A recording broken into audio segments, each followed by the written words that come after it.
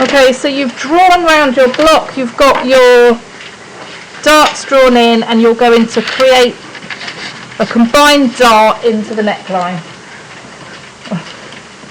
So cut and slash is the easiest method. So we need to decide on our style line. I've drawn mine so they meet in the centre front. You might not, you might have them so that they come out and there are a gap here, so that it creates a different look. So consider your design.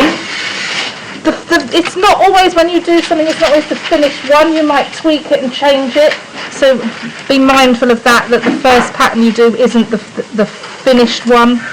But I'm going to take mine right up to that centre front. Obviously this would then be cut on a fold, which is the box annotation.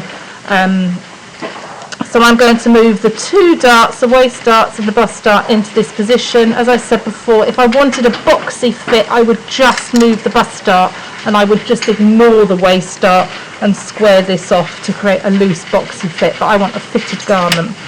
So I need to open these two into the new style line. So make sure you're accurate in your cutting, not like me there.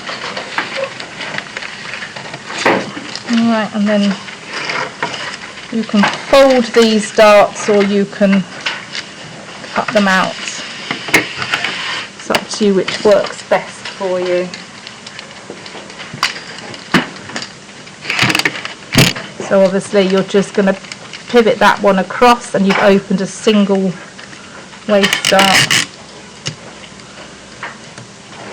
And then this one, or you can fold it, doesn't matter which method you use. Cutting's normally more accurate. And close that bust dart.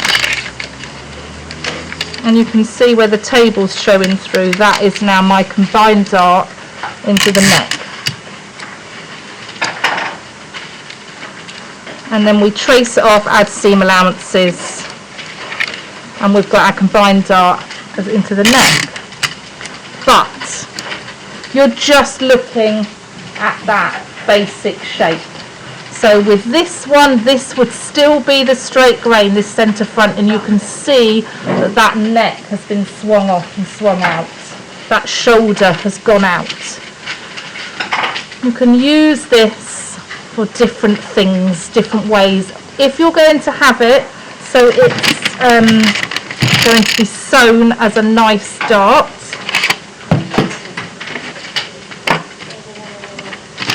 And what you can do is trace your pattern off as it is and fold the dart.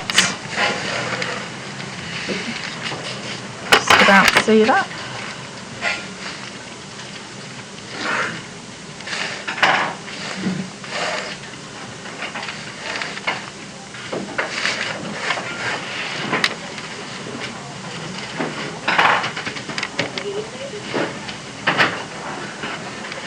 Okay, so you trace it off. Now this is where you can start thinking about armholes. Do you want it to the block armhole? You've got your shoulder here. And you can start changing the design even further. That's my original neckline there. This, if I'm going to keep it, we have to shorten that dart away from the bust point that little bit so we don't get the poke, by about 2 centimetres, and then just redraw that new line in. And then I've got my armhole shape. So when this dart is sewn together, it swings it all back and it sits as a combined dart with the dart in this place. You add your seam allowances and you fold the dart to get the correct. So I'm going to have mine cut on a fold. Add seam allowances.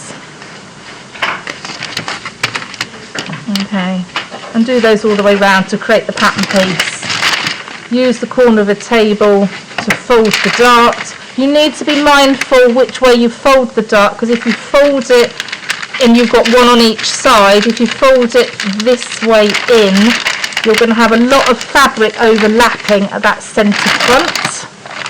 So I would fold it the other way so they fold. It's not the normal way to do it, but it would probably work better in this instance. You have to make pattern decisions for garment construction whilst you're doing it. And then you can trace that neckline off and cut that round. Now, if you didn't want that high neckline, you might want a V-neck, you might want a boat neck. So that when that dart's folded, you know, you can now say, I want a wide shoulder, but I want a boat neck. So you can keep it high here and change the neckline.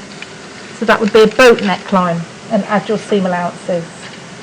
Alright, or you might say, well, I really like it tight, and actually I really like this feature. I'm going to make this a halter neck, and I'm going to take from the armhole here, keep this original line, and I'm going to work out the width of my shoulder from the neck, how far out I want to come, and I'm going to scoop that armhole, so I keep it under the arm and I scoop it out here. So while we're looking at it, we're also going to look at the neck shape and the armhole.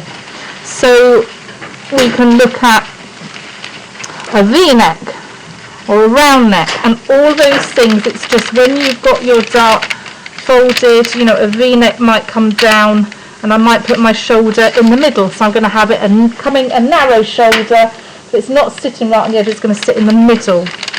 So this is then going to come down here, and I'm going to cut that out there and add my seam allowances on. So at this point you need to make your decision, and there you can play around with different necklines.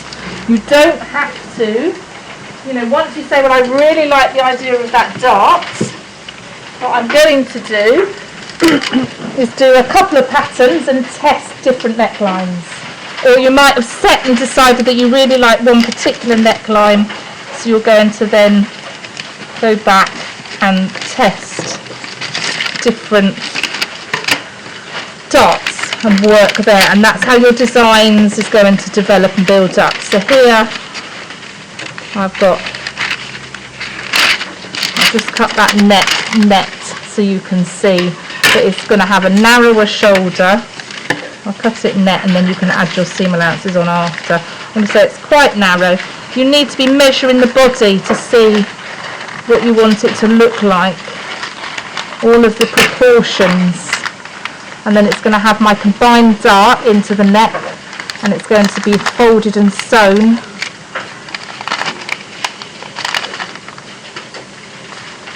Okay, that's the inside, and you can see the shape of the neck's changed. It's a completely different look, and the armhole's wider. So when I draw this one, it's changed. It's not like this.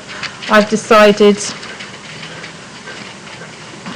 to make a sort of shallow V,